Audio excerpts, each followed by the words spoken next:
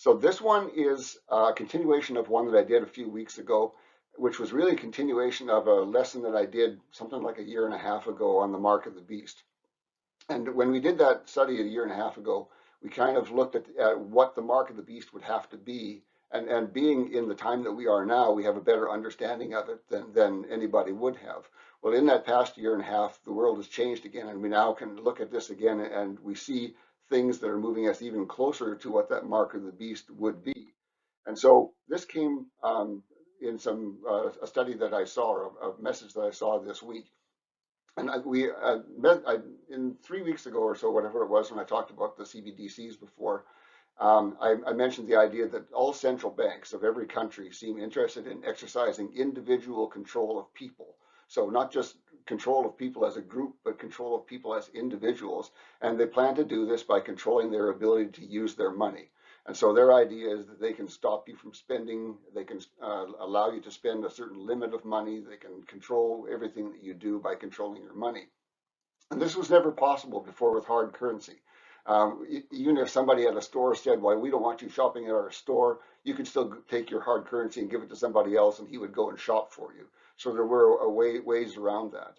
But these people intend to make that impossible now. And so the idea, they call it a programmable digital currency. And that's not similar to the other digital currencies that you've heard of, Ethereum and Bitcoin and all those others are not like this. They can't be controlled that way.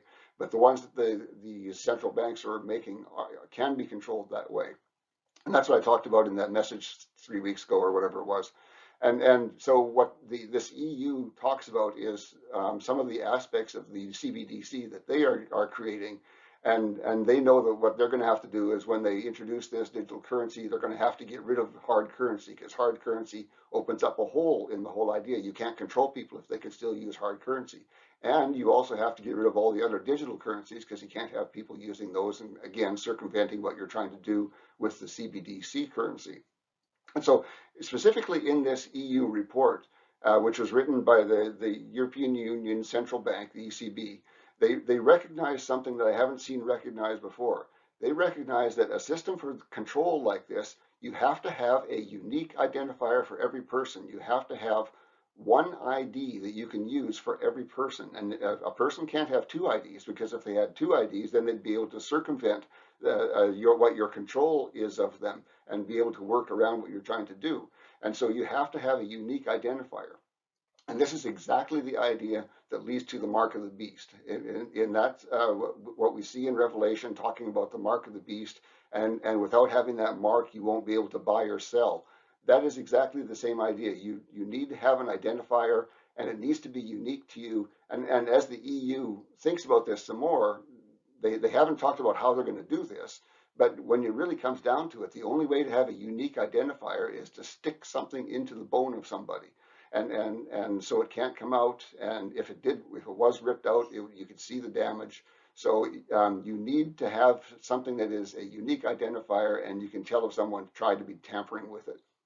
And only that. Chad, can I interject a little bit? Certainly. I brought up that subject about the possibility of the government injecting something in us, and so they can track us, control us, or whatever whatever their mindset is.